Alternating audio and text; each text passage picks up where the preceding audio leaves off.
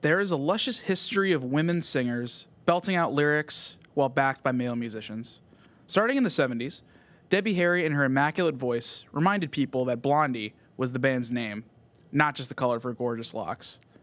After moving on from the Runaways, Joan Jett preened with as much swagger as any leather jacket donning 80s guy. In the 1990s, Dolores O'Riordan's scintillating Irish cries tugged at heartstrings all over the globe. And in the same decade the Cranberries were lingering, there was no doubt this spunky blonde from Orange County, with a voice ranging from graceful to gnarly, was going places. The Anaheim group was dripping with talent, creativity, and attitude. Trying to put No Doubt in a genre box was as difficult as trying to pin a simple label on David Bowie. They used horns, keyboards, guitars, pianos, drums, bass, vocals, and spirit to express themselves. No Doubt could be classified as ska, punk, alternative, pop, depending on who you ask. But regardless of whichever distinction you choose, the term unique must accompany said description. Playing the role of lead singer, songwriter, and sex symbol was Gwen Stefani. Her lyrics would yo-yo back and forth between confident and insecure, with her voice ping-ponging between being as sweet as sugar and as gravelly as sandpaper. It was clear early on she brought a lot more to the table than just a pretty face. Her persona was endearing, as balancing playful with powerful made her relatable to all kinds of people. Gwen's older brother, Eric, was a critical component of the band's early material. He often worked those incredible piano portions and was the mastermind behind those octave keyboards. The band's main axe wielder was Tom Dumont. As lead guitarist of a group cascading through a ton of different tones and ideas, Dumont was able to find the proper feel for each track. He had phenomenal chemistry with Gwen and the rest of the band. Speaking of having a terrific connection with the lead singer, Tony Kanal did a lot more than just keep the rhythm section thumping with melodic bass play. The two were in a relationship for 7 years. Gwen and Tony's time together, and breakup, played a key role in the songwriting of the band's breakout record.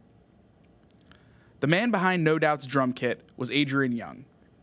In an era where drummers were getting a lot of use out of their snares, Young's quick wrists and impeccable timing helped give the group their tight, punchy foundation. No Doubt was also not shy about adding percussion and electronic elements to their repertoire, almost as if they had an entire orchestra waiting in the wings to use when appropriate. The band put out their self-titled debut album in 1992. The record oozes with creativity and came along at the perfect time, as the Golden State was concocting a bright musical response to Seattle's downtrodden grunge movement. 3 years later, No Doubt would enjoy a banner year. In March, they released the Beacon Street Collection. One of the tracks includes a California classic collaboration, as Sublime's Bradley Noel lends his voice for Total Hate 95. For context, the Long Beach Trio would unveil their iconic self-titled album the next year. Fast forward to October of 1995, and No Doubt invited the world on a tour through a tragic kingdom. Armed with a myriad of songs, some pumped with adrenaline, others sprouting sunbeams, and a few dripping with emotion, Gwen Stefani and the lads were primed to catapult into the music stratosphere. Hello, I am Chad Jones, and welcome to Don't Scratch the Vinyl, a music podcast where myself and occasionally a guest break down an iconic album in its entirety. This show both lays out the historical significance of the record and what music fans can take from the compilation today. I am recording this episode at Big Night Media's studio in Boston, Massachusetts.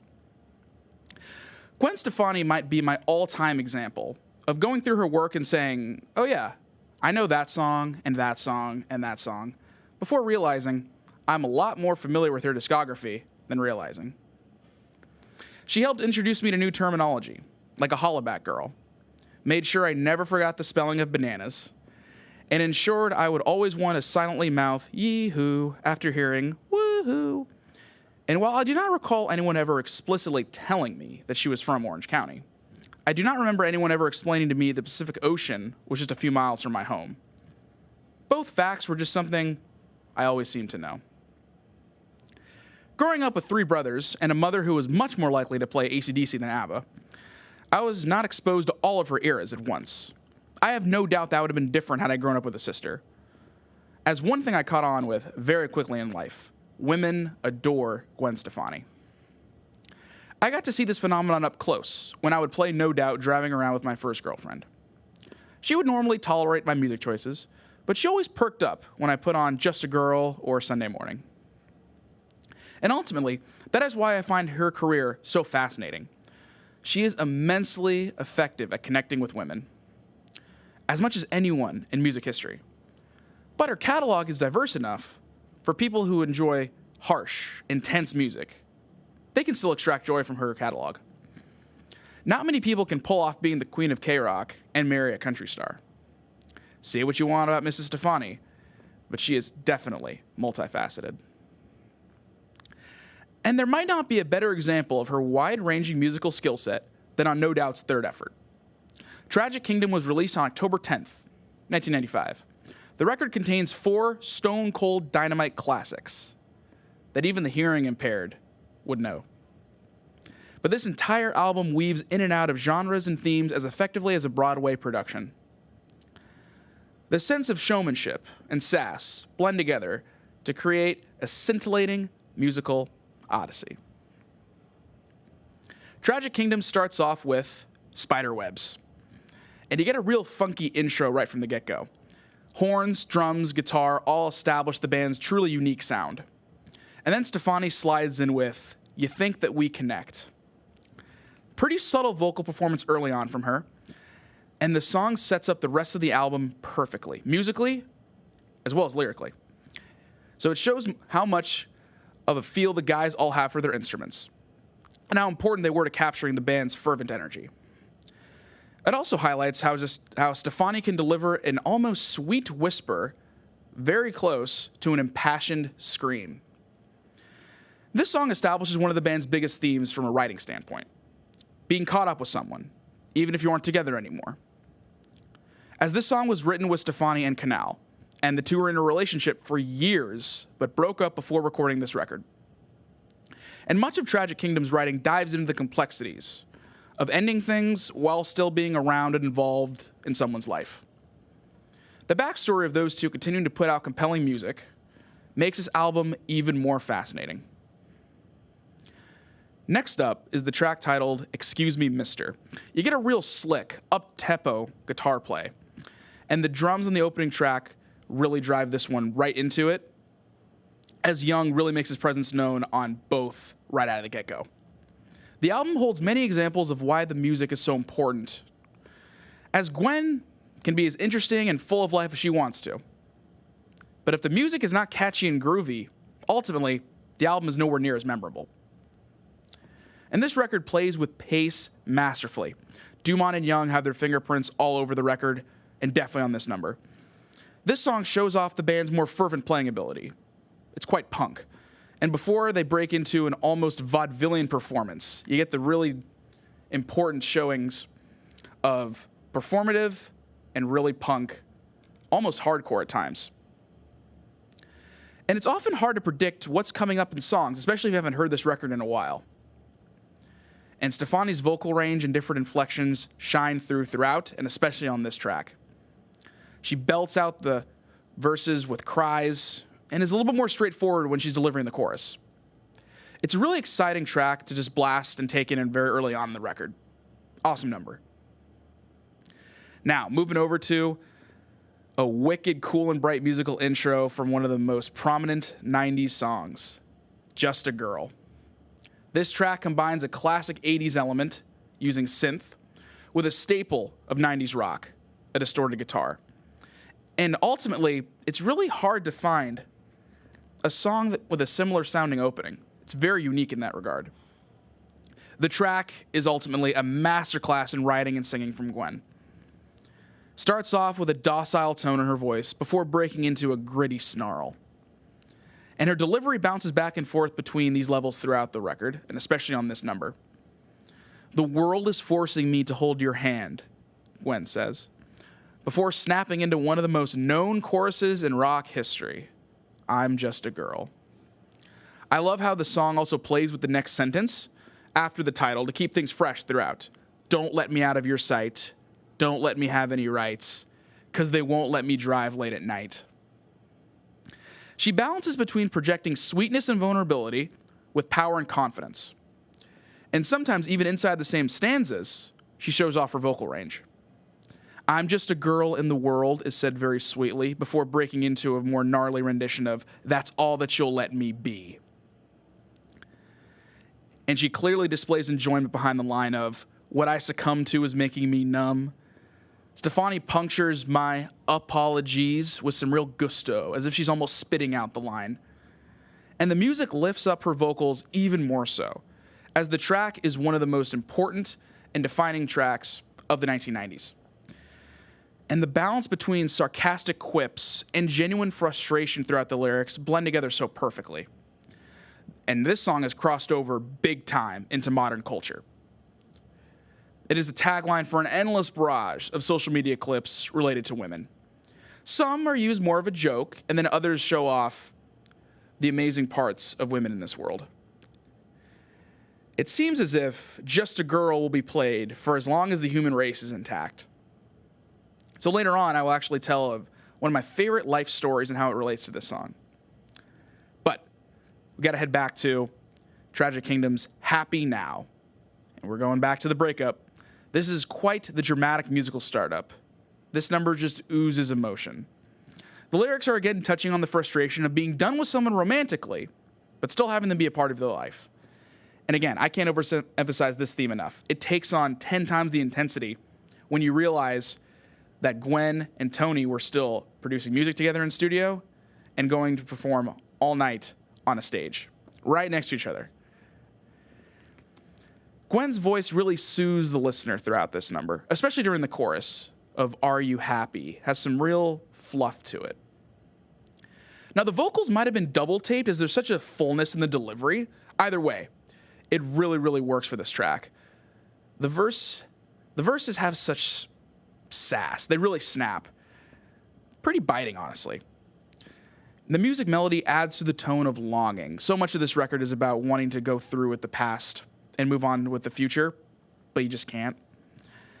And it shows that the band could convey true somber, both musically and lyrically. More of that to come on this record for sure. Next up, this track is titled Different People. The horns really settle in this groovy number. And this song is a cool representation of the band's philosophy.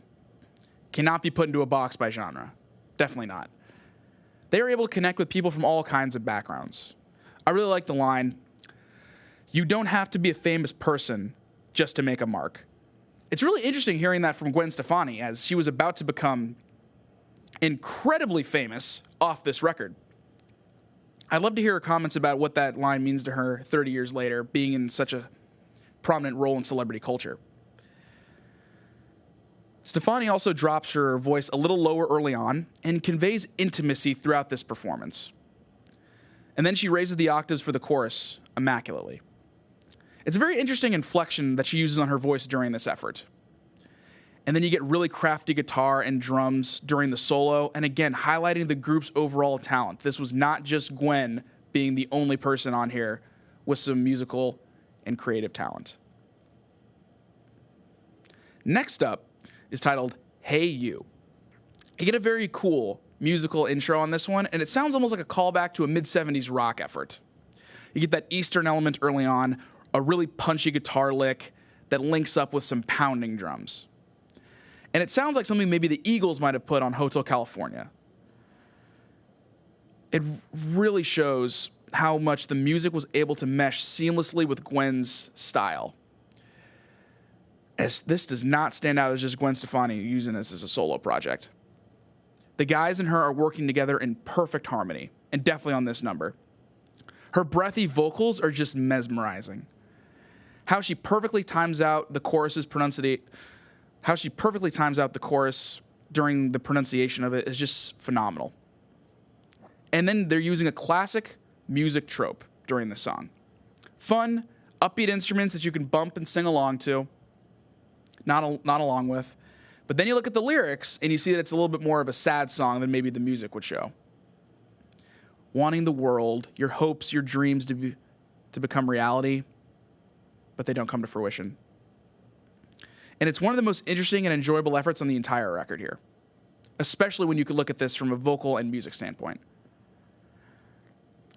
Moving over to The Climb. Now, this is the longest number on the record, as clocking in at nearly 6 minutes and 40 seconds. And this is a very dramatic opener. It would fit in perfectly on stage at a Broadway show. Dumont really gets his guitar to bleed throughout this number, squeezes such melancholy out of the instrument masterfully, and you can hear the anguish piercing through Stefani's voice on this record, especially on this song. "I can't turn back now," she says, "must keep climbing up to the clouds." Throughout this record, she's not afraid to be very blunt with her words. She is definitely struggling, but she knows she can't give up now. Whether personally or musically, she knows that she must keep fighting on. Her cries in this number sound genuinely pain-induced. What this record, especially this song, lacks in subtlety, it makes up for with passion and real feelings. And the backing vocals add to the song's production-like quality. It's so beautiful. The track winds down with an amazing drum sequence from Young. Rocking over to one of the more punk songs on the record, 16. Now, this is a staple in rock records, right? Speaking to the youth directly. It seems like every rock band has a number that was handcrafted for teenagers to enjoy. And again, subtlety, not the point. But it is very effective. That grungy, distorted musical element is so perfect for the lyrics. And while the Seattle scene was starting to wind down for sure by 1995, its impact in the rock genre had only just begun. Stefani is obliterating these lyrics with harsh, harsh screams. The song must have convinced America that she was a teenager. With her look, voice, and attitude, it wasn't a far-fetched idea. But she was actually 26 by the time this record came out. And that younger persona helped the band connect to a disgruntled group of adolescents throughout the land.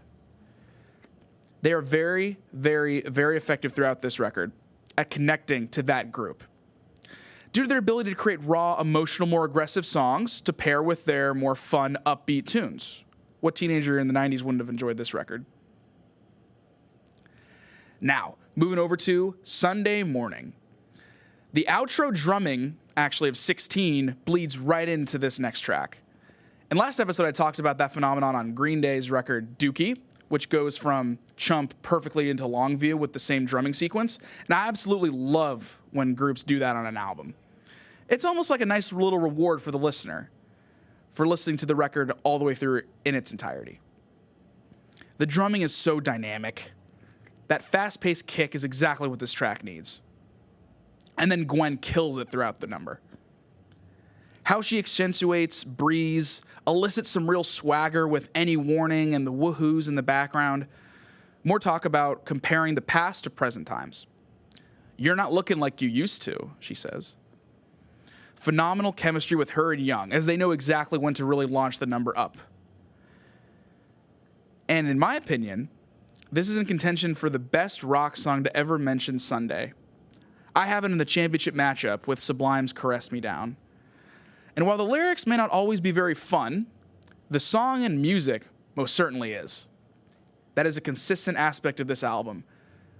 Heavier writing material, fun, upbeat music. It's a classic dynamic for a reason. Now, moving over to one of the most vulnerable tracks of the 90s, Don't Speak. The maracas and intimate guitar lay the framework for this record, especially this song, and the piano only makes the number even more emotional. Gwen's voice is full of heartache on Don't Speak. It's so clear. The fact that this song is about the band's bassist makes it even more jarring. Again, she's in the studio with him right next to him, on stage, right next to her. Now, the music video also touches on this and the other tensions inside the band, as there are many shots of just focusing on Tony, and the music video alludes to also other tension inside the group, as frustration was mounting and the band was even close to calling it quits when the music video was recorded. Gwen knows it'll be all too painful to sit down and talk about this face-to-face with Tony, so she turns her pain into art and produces one of her most famous songs. It's very delicate, and the authenticity really radiates throughout. Stefani did not need to manufacture this headspace. It was her reality. And the turmoil spilling over helped create one of her signature songs. I think it's so fascinating when looking at this song in particular, that so many times when musicians get into that headspace to write a heartbreak song, they're going either from a past experience or they're just conjuring up an emotion that they haven't experienced in a really long time, right? It's very clear this wound is very fresh. Next up, You Can Do It. Now, this is No Doubt's take on disco.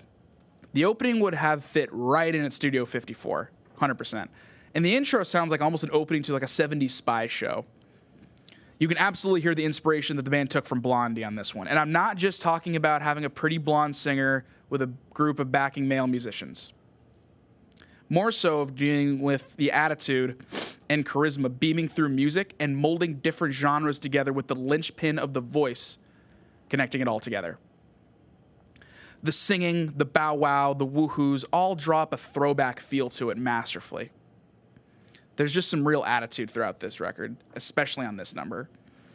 The horns are timed out perfectly and used to a T. The smooth bongos add to the ambiance of this song as well. And there's so many just incredible musical elements on this that you can really just tune out even Gwen's voice to focus in on the perfect instrumental plays at work. Not that that would be possible to tune out Gwen on this song, because her careening adds to the track's sensuality. And it's one of her best vocal performances on the whole record. Next up, World Go Round. More digging deep from Dumont here to class a creative, amazing riff, harkening back to that 70s rock aesthetic for this number again. And then the slower pace walks hand in hand when the horns start being bellowed through. This creates such an infectious groove. You just have to sway to this beat. So infectious. I really adore the chorus on this number, especially with Gwen's sincerity with choosing to pronounce round, not around. I think it fits the song's framework better. And she puts a little bit more grit behind the R during round, and it's a nice little twist during the singing. It adds almost like a touch of urgency, even maybe annoyance in Gwen's voice. She's trying to request people to really get it going here. And it's one of the most rich performances on the whole record from Gwen vocally. It's a great track to nod along and sing while also having the music wash over you. A great combination of everything that people love about No Doubt. Moving over to End It On This. I adore the build-up on this song. The piano and guitar combine to really solidify this track early on. And Gwen's really digging deep into her lyrics for this one. I want to fill my glass up with you constantly. Jeez, what an incredible line. Can you imagine having 1995 Gwen Stefani tell you that in a bar? My goodness. Would have melted on the spot. She wants one more kiss, but at the same time, she's saying the relationship is through. Pretty seductive singing from Gwen. And if I could turn back the pages of time, she says, I'd rewrite your point of view. Some of the best lyrics on the whole album can be found on End It On This. And you get great recording balance with the passionate singing mixing with the subdued emotional backing vocals on this song. The musical play, especially the quick solo, gives the guys a chance to show off as well. But this is definitely Gwen's song. Tragic Kingdom ends with its title track, and it's a very dramatic song. It's just dripping with charisma. It's almost approaching operatic, honestly, especially with how Gwen punches the album's title with poignant pauses. Welcome to the Tragic Kingdom. The backing vocals add another touching element to this track. And the drumming really drives home the number, as it's approaching almost mythical proportions. The electrifying guitar tone aids the song's over-the-top elements that are at play. And the lyrics delve into dealing with the reality, right? As a kingdom holds the power in rich living, but you're still dealing with the consequences of pain in your life. And this song sums up the album's almost Shakespearean-level details. While maybe it's not life or death going on here in the songs, Gwen's singing throughout, especially on this track, as if the stakes are in fact that high. And it's such an effective tie into all these details, musically and lyrically, emotionally, vocally, to sum up this album with one last hurrah. It's such a terrific closer and made a lot of sense to be the exclamation point for Tragic Kingdom. Next up, we're going to go through the categories now. Crank It Up to 11 in honor of Spinal Tap. Ultimately, what is the best portion of this record? The part that makes you want to crank up the volume, ignore everything else going on in your life, and just let the music wash over you.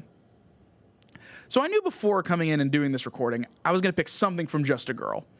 But I was mulling over my favorite portion, the part that really stuck with me this time around when I was in prep for this recording. This song is just so effective. So many different elements jump out to me each time I listen to it. But this time around, the last minute plus really got me going. Starting off with, I'm just a girl in the world, that's all that you'll let me be.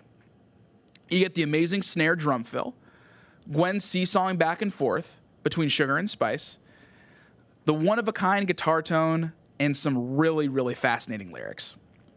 It's dynamic, it's still fresh, it's interesting, and it hooks me in every time. Reshuffling history, going through Tragic Kingdom's layout and seeing if we could move around the song order a little bit to improve its quality, especially looking at the starter and endings. Spiderwebs is a really good stage setter for Tragic Kingdom, as it shows off the album's storyline and highlights the musical elements the band had at their disposal. Starting off with Just a Girl could have been a little bit more fun musically, but I think going with Spiderwebs as the lead-off hitter makes more sense when looking at the trajectory of the album's themes. And closing it with Tragic Kingdom makes all the sense in the world. Very dramatic, larger than life to wrap up this record. Now, I enjoy flanking The Climb with the two kind of rockin' tracks of Hey You and 16. I think that was a very smart decision. The record is pretty consistent with not lumping songs too similar back to back. But every track is pretty unique musically, as there are many instruments involved throughout that all have a chance to shine through. While much of the lyrics can be in the same vein, right, dealing with the past, going through with reality, not giving up, not having your past bother you in today's current times, the musical variety helps keep the record really fresh throughout start to finish. The one change that I could see making is switching World Go Round with You Can Do It, as I think the guitar tone of World Go Round might be a little bit more effective following the heavy Don't Speak than the horns on You Can Do It. The album has a very good opener, spreads out the hits very well, plays with pace, and ends with drama. So overall, very effective layout through Tragic Kingdom. Reprogramming history, going through and seeing which songs mattered in real time and have stood up throughout time. So the four massive hits that people from all different kinds of background, ages, genre preferences would probably be familiar with are Spiderwebs, Just a Girl, Sunday Morning, and Don't Speak. The latter has actually surpassed 1 billion views on YouTube. And as I mentioned earlier, Just a Girl is basking in relevance to this very day on social media clips. So Spiderwebs and Sunday Morning are not quite on that level, but both are still very popular hits, mainstay radio play, and they fall into great niches, actually, which can be very helpful for keeping a song relevant throughout time. Spiderwebs, we're recording in October, right? Great song for Halloween, the fall, feeling those vibes. And Sunday Morning will always get great play, capturing many people's favorite time of the entire week. Those songs are not going to go away anytime soon. So Excuse Me Mister came along with a music video, and I think is an awesome, awesome track. But it did not get the same pub as even the past two songs that I just mentioned the last 30 years. Don't Speak and Just a Girl, actually, are probably even more famous than No Doubt as a group. As I'm sure many people, when they hear those songs now, especially younger kids that weren't around for the apex of No Doubt, might recognize Gwen Stefani's voice, but they might not know that she was actually with a band and not just having faceless musicians playing music for her. Now, ultimately, if I had to choose one song to define this record, I would go with Just a Girl. I know Don't Speak is more popular, but Just a Girl shows off the fun variety that the group could mix in both musically, lyrically, and emotionally. And Gwen's voice is just iconic throughout this track, and it is the reason why it is still one of the most known songs from the 1990s of any genre. Off to the awards now. The Pulling Teeth Award, awarded to the song that has the most overlooked qualities that I think really should have been a bigger track throughout the last however many years the song has been released for. In honor of Green Day's Pulling Teeth, which was wedged in between Welcome to Paradise and Basket Case on Dookie, and it was kind of lost through the shuffle of history. This time around, on No Doubt's Tragic Kingdom, I was going with Hey You for this award. I was definitely hooked on this number when I was listening to it a lot for prep. I love the song's energy. Gwen's vocals, especially on the chorus, are just tremendous. The pace and groove are super effective, and it's very easy to nod along to and just really let the song marinate inside your soul. And it became a track that I will definitely enjoy as much going forward as I did in real time. This Ain't Havana Award, song that blew you away the most recent or first time you heard this record. As when I was listening to the Ramones' End of the Century for the first time, This Ain't Havana just stuck in my craw, and I had to immediately get it downloaded onto my phone, and it became a huge personal favorite of mine ever since. The winner on Tragic Kingdom would be Excuse Me, Mister. I really enjoyed the two sides of Gwen's voice on this number. We get some real punk attitude at times, and then she sounds more vulnerable at others. As one of my favorite things about spending a lot of time with this record, and No Doubt's early catalog, is seeing when she would decide to break out the two sides of her voice, right? The instruments on this one are just incredible as well. You get an amazing guitar, intense drums. Really enjoy this track all the way through, every time I heard it.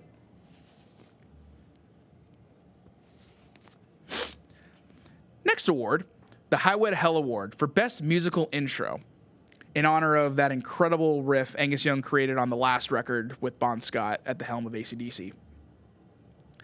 Winner, Sunday Morning. So, I'm going to be honest. I'm a huge sucker for a fast-paced drum intro, someone shouting out 1, 2, 3, 4, giving the bass room to breathe on the start, and a ripping guitar riff. If you have those four elements start off a song, I'm probably going to enjoy it all the way through. The start is just so full of life, which stems again from carrying over the drumming from 16. Such a smart decision for this song. And it is the longest musical intro actually on Tragic Kingdom, as Stefani does not start singing until 30 seconds in. And I think the opening just builds anticipation without feeling drawn out for this number. Awesome intro. The Lithium Award, in honor of the Nirvana song Lithium, which was on Nevermind, starts off with, I'm so happy because today I found my friends, they're in my head. The best opening line on any song from Tragic Kingdom, in my opinion, is 16's You've Been a Juvenile with a Dolphin Smile. Maybe the hardest category, honestly, for me to choose this time around was the Lithium Award. A few intro lyrics really stood out to me, but the line was so descriptive and up for interpretation. I'm dying to know what makes someone smile remind Gwen of the sea mammal. I would love to ask her that some days, where that line came from. Was it inspired by someone in particular, or did she just think of that was an interesting line to put in a song? The Eruption Award, Best Musical Extended Piece on the Record, in honor of Eddie Van Halen's incredible solo who he crafted on Van Halen's first record. Winner. Ended on this, so the solo towards the middle part of the song. I love how it plays with the expectations of the listener. It starts off with the same musical bridge before Dumont really gets to melt some faces with the solo. As he does not have the chance to really do that on a lot of songs on this record, right? Makes sense. The influx of so many instruments. It's more of an alternative wave for this, not a classic rock record. And also, obviously, Gwen's got to do a lot of the singing. So there's not a lot of play for him to have a minute and a half masturbatory guitar solos. So while this solo is not very long, it is incredibly effective and shows just how important these guys were to capturing No Doubt sound. Tattoo or t-shirt. What is something from this record that would fit either permanently on my body or at least temporarily? So it's always fun to go through this category and look at the album cover. I love that there's flies and oranges with Gwen wearing that red dress. I think, though, this shirt would be mostly designed for women that I have in mind. Quoting, I'm just a girl in the world. That's all that she'll let me be, with a pink bow over the words. I think that'd be a cool one. You could even put, I've had it up to here on the back. That'd be an incredible band t-shirt in my mind, and that would definitely sell. Off to Nobody's Perfect. And this is just where I point out the one song on the record that I either flat out don't like, which is not the case here, or find a song where I'm just not going to completely go out of my way to search for a lot of times. If I hear it on the record, great, but I wouldn't necessarily queue up on YouTube or my own personal playlists. So I like breaking down this record into three different categories. So the four songs that I was very familiar with are in one category. Spiderwebs, Just a Girl, Don't Speak, and Sunday Morning, right? And then the five songs I immediately connected with during prep. Excuse Me, Mister, Hey You, 16, Ended on This, and Tragic Kingdom. And then the five that I took a little time to grow with are Happy Now, Different People, The Climb, You Can Do It, World Go Round. So ultimately, I would choose for this category Happy Now. I do really enjoy the song for sure, but just following up Just a Girl is always going to be kind of a letdown. I think regardless of whatever song they put after this would have been a tough act to follow. Whenever I hear Just a Girl on like a playlist, it's one of those songs where I just immediately want to hear it again. It's so infectious and unique. So while I definitely enjoy Happy Now, it's hard to go right after Just a Girl. It really is. It's a hard follow-up. Now, Almost Famous. And this is a piece showing why modern music fans should care about this band and record today, ultimately. Think of this like a submission to Rolling Stone. Now, this is a little bit different. This is going to be a little more personal for this section as it has been for past episodes. It will relate to a story before I go back to tying it up with the album in a broader sense. The title of this is 9 Seconds. I have mentioned before on this program my affinity for 106.7 KROQ, the world-famous K-Rock. Well, I have a story about the station that is related to one of the coolest things I've ever experienced in my life, and definitely one of the highlights of my media career. So in December of 2023, I applied for a part-time on-air position with the station while living in Southern California. After sending out countless of applications to other stations, I wanted to do something to stand out this time around. K-Rock has a tradition of having many bands come together to perform at the LA, now Kia Forum, every December. Almost Acoustic Christmas has been an LA mainstay for over 30 years now. And I had heard the station that year was having their morning show conduct a live broadcast before the concert got underway. And so I printed out a few copies of my resume and ventured up to Inglewood. And I was nervous as hell, for sure, as working at K-Rock would have been an incredible experience. But I just kept telling myself, they're going to be as lucky to have you as you would be to work for them.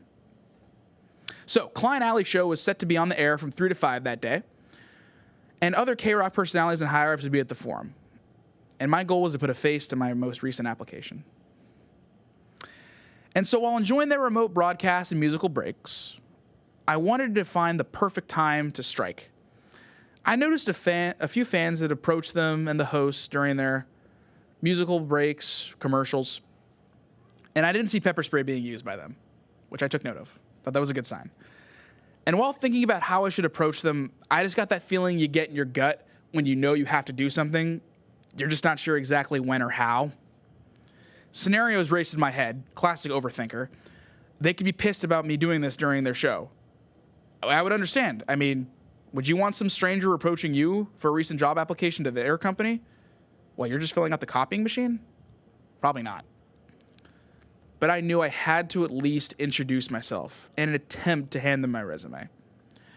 I would never forgive myself for buying a ticket, getting resumes ready, driving up to Inglewood, witnessing a K-Rock broadcast just feet from me, and then folding at this potentially life-changing opportunity. I had to go up there and just live with the results.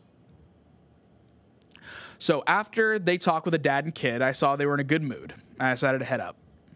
And I approached them and introduced myself and told them that I had just applied for a spot at the station, and I was really nervous about not sounding deranged or desperate, which was no easy feat for this situation for sure. And when I said my name, that I just applied for an honor position at K-Rock, they did not seem offended. In fact, they seemed quite intrigued. I gave them a copy of my resume and just stepped back, and I was definitely feeling good about where it had gone. So Klein then called over Johnny, who's one of the guys who worked for their show, and he talked to him. And I could tell they were discussing what had just happened because they were both looking over at me.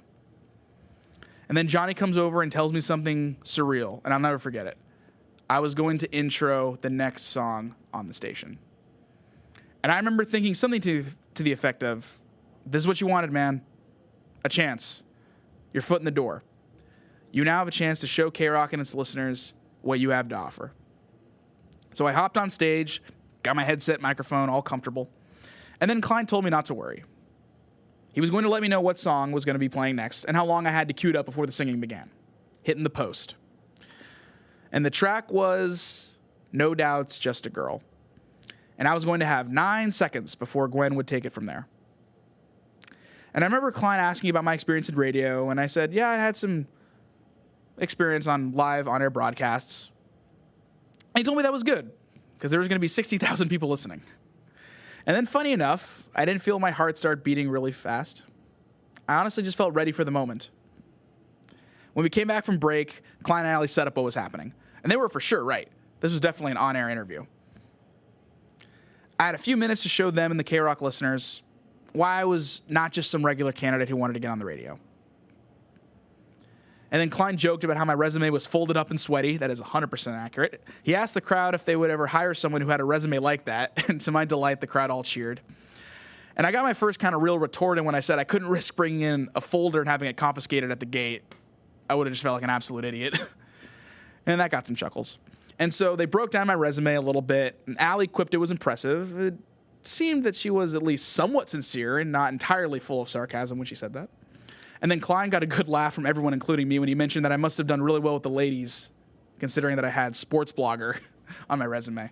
And nothing gets them more excited than writing about hockey. And as they read on, Allie noticed that it also said that I was a lifeguard, in which I replied, yes, that was still the case at the time.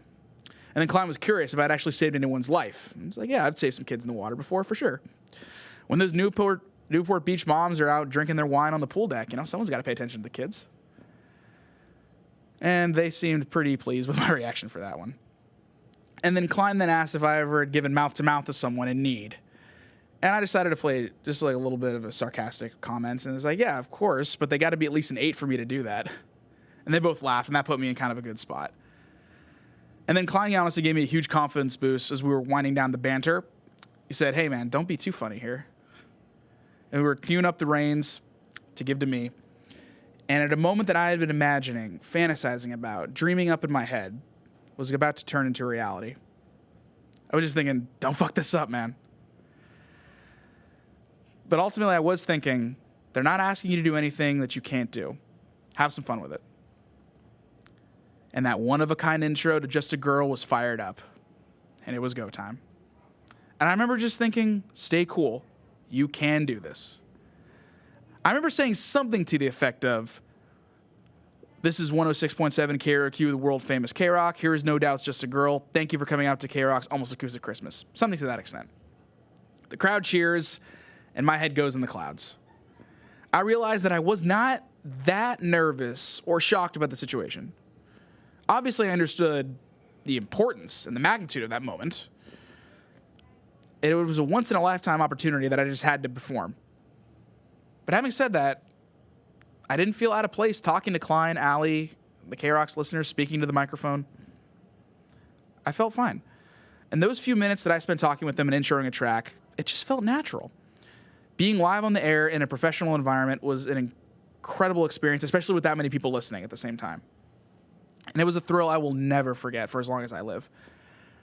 However, that does not mean I cannot wrap my head around that being my job. Quite the contrary. I've never felt more confident that I'm going after the right profession than I did in that moment. So I am forever grateful to Klein, Allie, and their incredible staff for allowing me the privilege to grace K-Rock's airwaves. I could have said anything up there that the FCC would not have been a big fan of. Or even worse, I could have just sucked and produced boring radio. But I appreciated them trusting me and believing in me that I would represent their station to the best of my ability. And I will never forget that. Not only those minutes, but the fact that they welcomed me on the air in the first place. And honestly, I was in the middle of a pretty hard few months. Personally, my family was going through a lot in 2023. That was the year my father passed away. Professionally, I had a lot on my plate, and I was beyond frustrated with sending out resumes, applications, LinkedIn requests when I was looking for media work, and oftentimes I wouldn't even hear back from them. Being rejected is frustrating. Getting ignored is devastating. And so to have one of the best moments of my entire life transpire in 2023 really meant a lot to me. Introducing a song on K-Rock and it being from an all-time Orange County band, no less, got me in a better state of mind heading into the next year. And that day definitely reminded me, I am as qualified to speak into the microphone professionally as any asshole in the industry now. And less than 2 years later, hosting this program, enjoying it every day, having an absolute blast, and I cannot wait to keep this podcast going along. And so No Doubt's Just a Girl will always hold a great significance to me personally. Hearing that wicked intro or Gwen's incredible voice will always remind me of the time that I got to live out a dream. I have a plethora of tunes that conjure up emotion and happy memories in my life, 100%. But few tracks are the literal soundtrack to a specific moment I can recall so vividly. And it was not lost on me the significance of introducing that band in that situation. As K-Rock was the first station to play No Doubt's Just a Girl, and it was a thrill of a lifetime to set up any song, but it was really special that it ended up being one of the legendary songs that helped define K-Rock's greatness. So bringing it back to the topic of No Doubt's Tragic Kingdom, this album has a way of resonating with people from all kinds of varying generations and differing experiences. For people who grew up with Gwen and her music, they were able to see the peaks and valleys that come along with being a celebrity, both professionally and personally.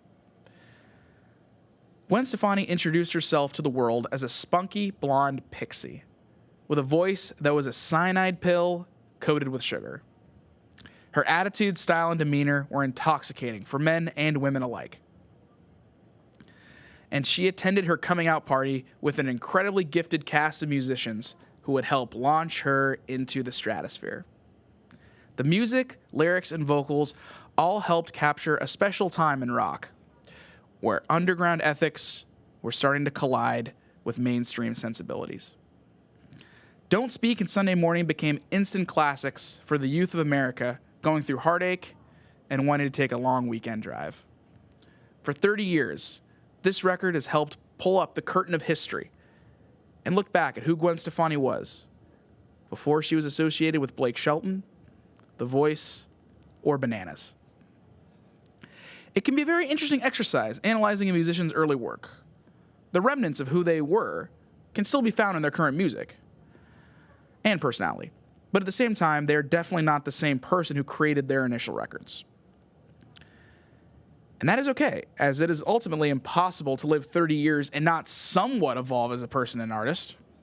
Some musicians do not change much over their time, but at the end of the day, it is an exercise in futility to try to stay 26 forever. Life happens to us all. But with that said, new generations can grab onto Just a Girl and Spiderwebs and relish them in their time. While it may not be the exact same way their mother consumed Gwen's passionate cries of, "I've had it up to here," this track and record can still ingratiate itself into the souls of modern music fans with its universal frustration, passion, and energy. And those who yearn for the days of Gwen as an alt chick ripping out rock songs with a talented backing crew of musicians, two options act as a time machine. You can try and sign up for a seemingly endless virtual waiting line to fight for tickets to see No Doubt perform at the Sphere in Las Vegas. Or you can take a trip back to the Tragic Kingdom by potting up the album or firing up the record's music videos. What you will experience is a group blasting through some of the most endearing songs of the 90s and a woman on the cusp of exploding into superstar status. And that does it for this episode of Don't Scratch the Vinyl. So just a few housekeeping items before I sign off.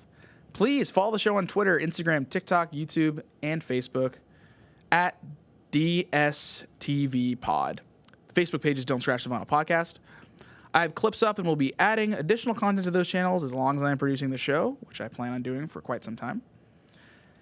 Next episode, I'll be breaking down Tom Petty and the Heartbreakers' Southern accents. I'm thrilled to be diving into the prime of Petty's career and ingratiating myself with this album in full. I'm a huge fan of his and cannot wait to get a better grasp on his earlier work. And that show will be recorded sometime in the next couple of weeks. Keep an eye out for that. So thanks again for listening. I really do appreciate it. Hopefully you got something out of this show if you're a longtime fan of No Doubt or did not know much about them before listening. Share along with friends and family. I'd appreciate it. Every little bit helps I continue to grow and refine this program. I hope I did their story justice, as I know how much No Doubt and Gwen Stefani mean to countless people. I really enjoyed going through this record and their first three and really marinating with Tragic Kingdom. Thanks again for hanging out and listening to me ramble about one of the best bands America has ever produced. And remember this, please, if you take one thing from the show, remember, you rock. And don't let anyone ever tell you different.